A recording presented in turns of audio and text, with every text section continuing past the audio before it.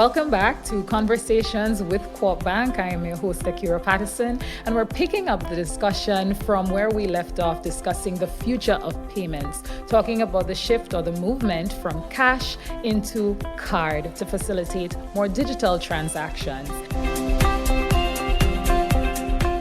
We know that when we travel and when we spend money, it would be great and ideal if we can get some rewards, if we can get money back, if we can have the opportunity to really get additional value for the money that we are spending.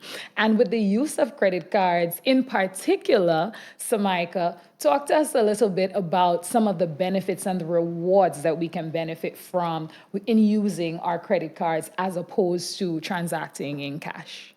Yes, every US dollar you spend, you get a point. So it doesn't have to be when you're traveling. Right. You can use your card to do day-to-day transactions. So even smaller you can transactions. you can. Okay. And so you let your points build up and you'll be able to redeem it to do something that you want to do. You can redeem it to purchase a ticket or tickets to a concert in the United States. Right. Whatever it is you want to do, you can do that. But as much as you use your card, you can get the reward. So 1 point for every US dollar spent, that's every $2.70 EC. And you get to redeem that once you build it up over a period of time, and you can, get something on Amazon, get something somewhere else.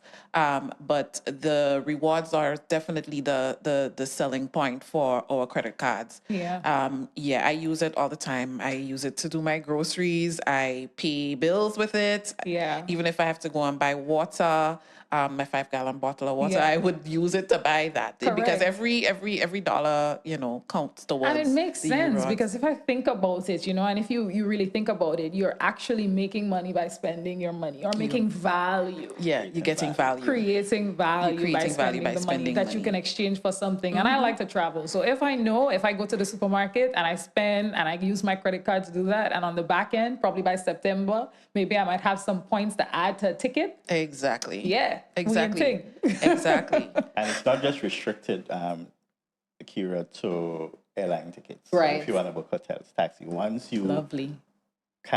it's visa accepted, right? You can utilize your points, and you can utilize points plus your card to complete the make a purchase. Yeah. So it's not just fixed to a particular airline. Yeah. Irrespective of once your visa accepted, you can utilize the point, redeem the points there. Yeah, and then it could be based on what your preference is and how you want to really redeem those points.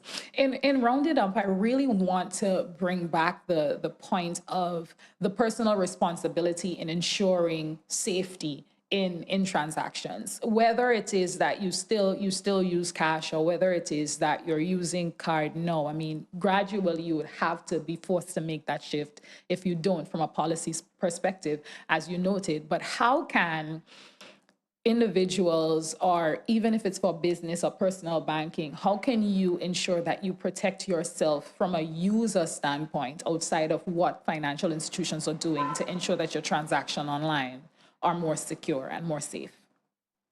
So if you're in doubt about the origination of an email or a text, contact the bank. Okay. Right? If you do not expect an email from a financial institution, contact the bank, right? Don't share your PIN. Don't click on any links or anything like that. Don't download anything, because you are actually given access to bad actors. And it is that simple. Right. Once you, as I mentioned earlier, in terms of curiosity, just don't be curious. It takes nothing out of us to engage a financial institution to ask, did you send me an email? Right. Right? Nothing. As you mentioned in your example, if somebody say, listen, you win the lotto and they want you to send monies to them so you can get your benefits, just tell them deduct it from them and send the difference. That's smart. Right? Simple like that. Don't be curious. Too often we see people get curious and, sometimes they're just not paying attention and they just click on a link. But once you see those things, engage a financial institution, ask a question, right? And that is key. To be honest, at this point, if I win the lotto, I mightn't even get the money because I'm so cautious. But I also wanted to add that having online banking and notifications when transactions come from your account is also very important. Yes. And also ensuring that your contact information, your email address, your phone number is up to date with the bank, so that when we have to send that two-factor authentication to you, that it comes to the right email address, the right phone number, so that you can continue your transaction and have that convenience, So ensure that your email address and phone numbers are updated with the bank. You just pop in, you send a secure message, whatever it is. If you change your email address, if you change your phone number, let us know so that we can update it and, we can. And even for the people that prefer to call, you can just pick up and literally just call. I mean, I love the convenience of the secure message because whether I'm on the airport or whether I'm somewhere and I forgot something, I can just literally go into the mobile app and ensure that I could send that message there to let the bank know what's going on. Just so I feel that additional level of comfort as well, because the psychology of it really goes a long way. Yeah, and it helps us out too. Yeah. It helps us out too. Yeah, so that we know. Make your work just a little bit easier and a little less stressful. And before we kind of round off, because we've been looking at things a lot from the perspective of the person purchasing or, doing the transactions, but from a business standpoint, what is the uptake of the point of sale machines and so in businesses? Because for me, I always go places assuming that I could use my card because it's the most convenient. I seldom go to the ATM. Sometimes I'm at somewhere and it's like, oh, I don't have money. The worst is if you're at the gas station, you already put the gas in and then you pull out your card and it's like, oh, we don't accept card. I'm like, Lord, hold my driver's license. I'm around by the ATM. Let me get some money to come back. Why is it? I know that it will vary from business to business from an operational standpoint, I guess. But why do you think the uptake is not as great in terms of having those POS systems to facilitate these transactions? So there's moderate uptake for POS. It's always coming back to the merchant in terms of the cost for having for being a merchant, right? And having a point of sale machine.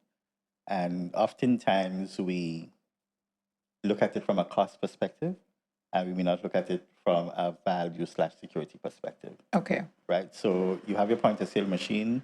You swipe your card, your money goes to the bank directly. So you have no cash to be dealing with.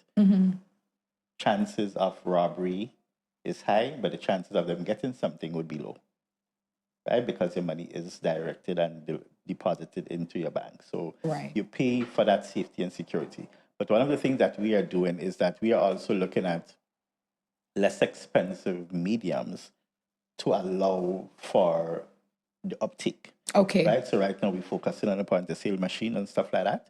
But there are other technologies that are evolving right now that we are looking to pursue to ensure that, especially a small business person, beautiful, you have that technology. So let's say a QR code. Yeah, that would be very specific to persons in a small business arena. Right. I don't want to give away too much, but we are looking at financial institutions to help balance that, because at the end of the day, we want to create efficiency for the bank and for our customers. And that is key.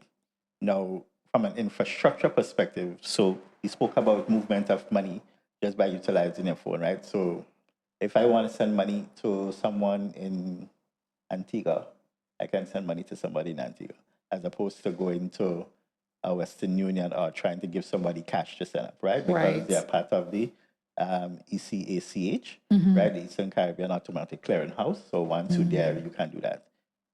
You're also invested in getting credit unions on board. So if I want to transfer monies to someone in a credit union, that can be done. So that is in progress right now.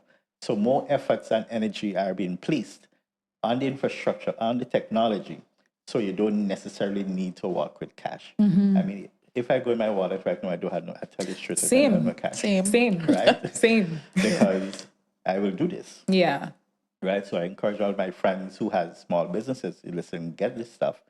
It makes sense having it and paying whatever small percentage that is for commission and get the sale, as opposed to not have the sale. Correct. Right? Because I know people who would even prefer or choose to go to a competitor to get something based on what it is that they have to purchase because they don't have a point of sale machine or because they have to have cash in order to do it.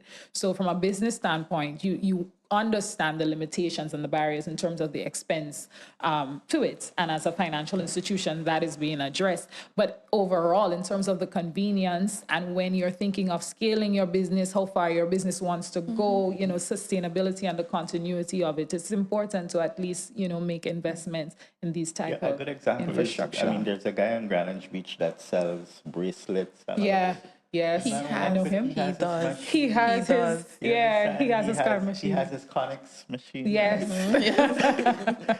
So he would not miss a sale because if you are catering for someone, especially in the tourism industry, hospitality, you need that. Correct. Right? Because persons ain't coming with no cash in Grenada. Correct. Right? They have their cards, they have several cards, they utilize the card, right? So that is the mindset that we need to change.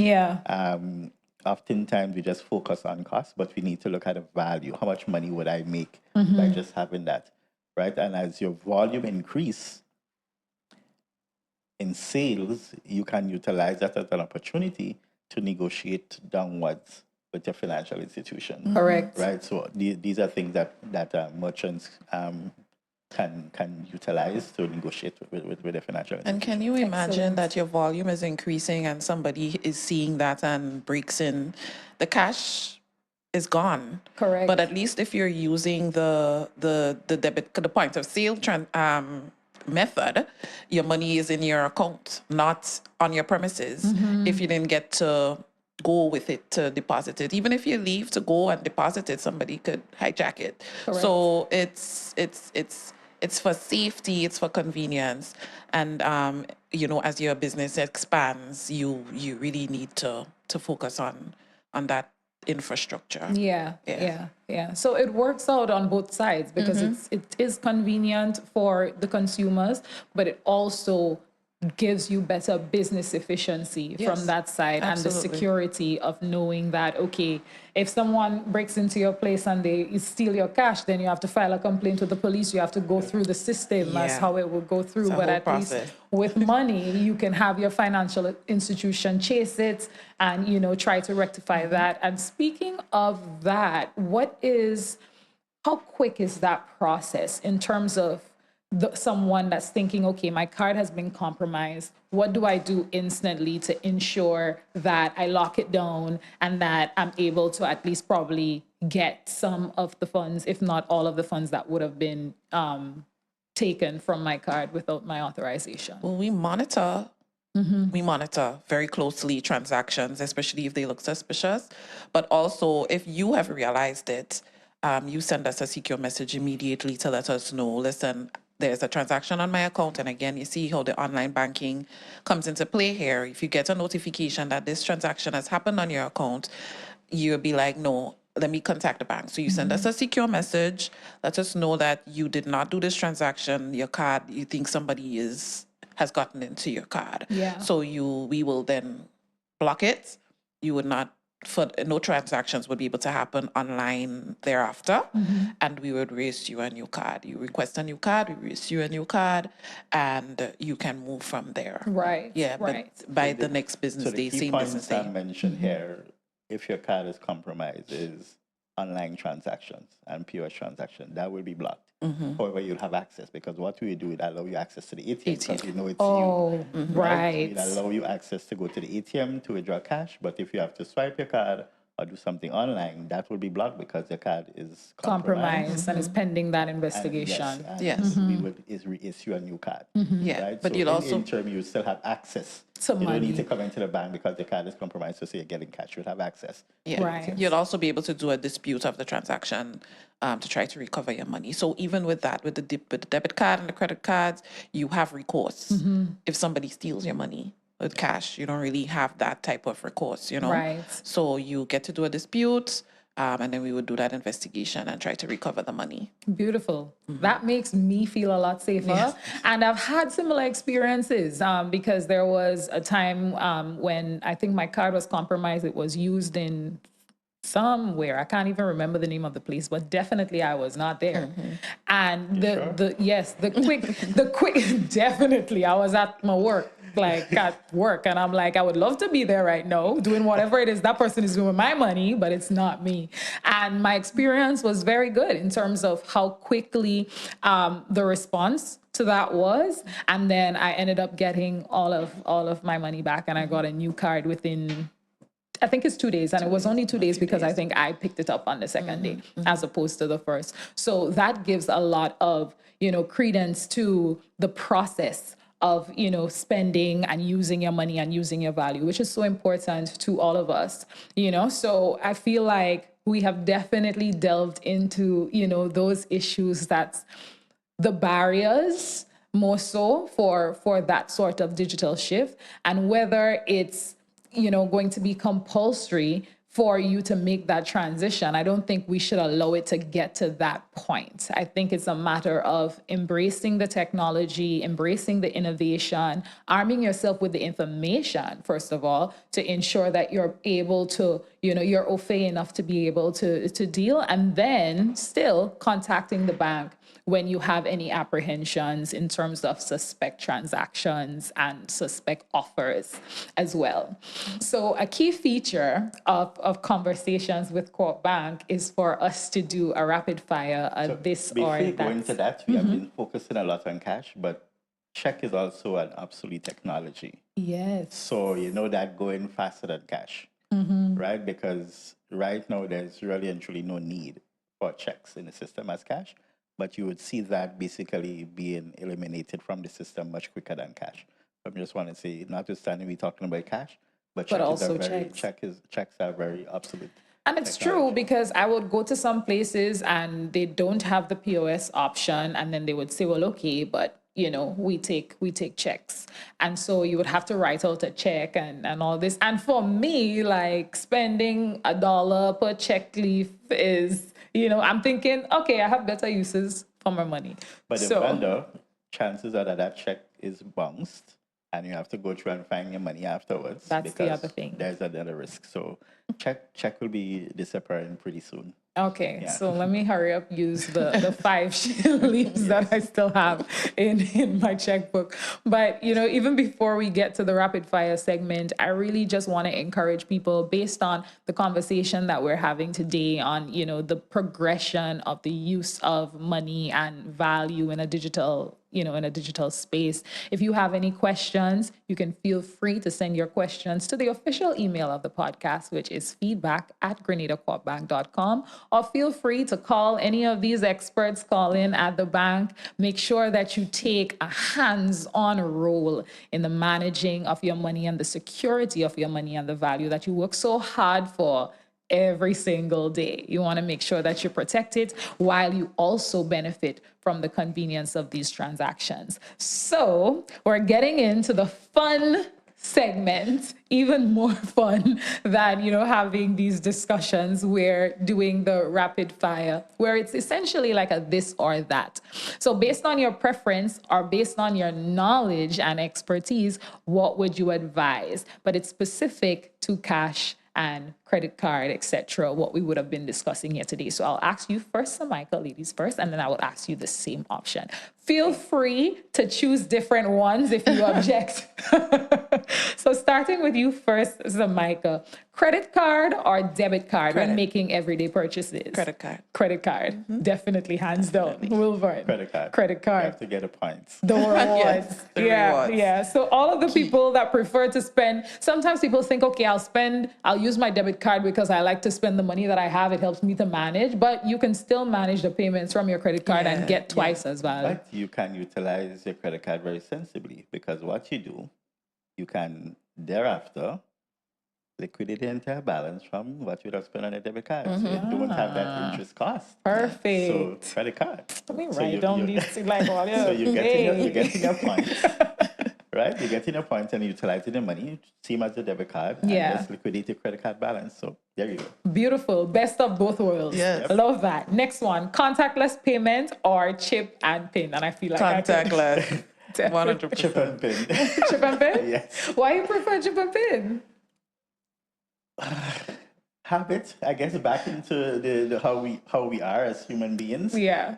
But one of the things, the contactless there would be a threshold, right, for how much you can utilize on a contactless. Oh. So if you have to go beyond that threshold, Sam, I think you have to use your chip and pin. Yeah, so chip would come after, but definitely once I can use the contactless, it would be that first. Yes, that's telling me that you're spending some dollars. Love that. Love that in your transactions. Rewards points or cashback? Reward points. Reward points. Reward points. Reward points. Yeah. Some people are saying cashback. I know you're saying cashback. Online shopping or in-store purchases? Online shopping. Online. Yeah. Automatic payments or one-time manual payments? Automatic. Yeah, automatic. Automatic. Although I don't think I have any automatic payment set up because I mean everything in the bank. So usually when I is either give him his son's money or something like that, I would set that up on automatic. Right. I know someone that uses automatic deductions for rent. Yes. Because they know they have to pay it every month. Schedule your payments. So you don't have to worry about that. Correct. So based on what you wanted. Correct. Even my credit card payments, if I have to make one, they're automatic. Automatic. So I don't have to remember. Beautiful. Mobile wallet or physical card? Mobile wallet, I'd go for that. For now, physical card. For now, physical card. Yeah, for now. Yeah. And earning airline miles or hotel points? Airline miles. Yeah. Airline miles. Yes. If you want, you can also earn taxi points as well and use it anyhow you choose to. But the beauty about our credit cards, you can utilize it to your fancy. Yes. Yeah. Right? It is not specific to one. You want to get your points, you could utilize it any which way. Beautiful. Yes. Thank you both so very much for giving up your time. I know there are so many issues that you could be addressing right now with your customers, but giving up your time, your expertise, and your knowledge to really bring some wisdom to a wider audience that's interested in all of this information and transact daily and sometimes not even mindful of the benefits and the perks and the safety that's associated, especially with credit cards and debit card usage. So thank you both so very much for joining. Thank you very much. Thanks for having me. Yes. And thank you very much for joining us again for another chat, another conversations with Co-op Bank. I encourage you to, again, give your feedback. We want to hear from you. We want to know if this topic resonated with you, if there are additional information that you want to find out on both these subject matters, and how you're really managing the transition yourself or the shift yourself. Is it easy for you, like my nephew, to just say, hey, auntie, send me some money, and you just send some money from a digital space, or if you're still clinging to the cash. But as Wilborn said, you may have to be forced to do so from a policy standpoint. So it's best to embrace the change now. So thank you very much for joining us for this episode of Conversations with Co-op Bank, and stay tuned for other subsequent episodes when we discuss financial matters that matter to you and help you to make better personal and business financial decisions. Thank you very much, and see you next time.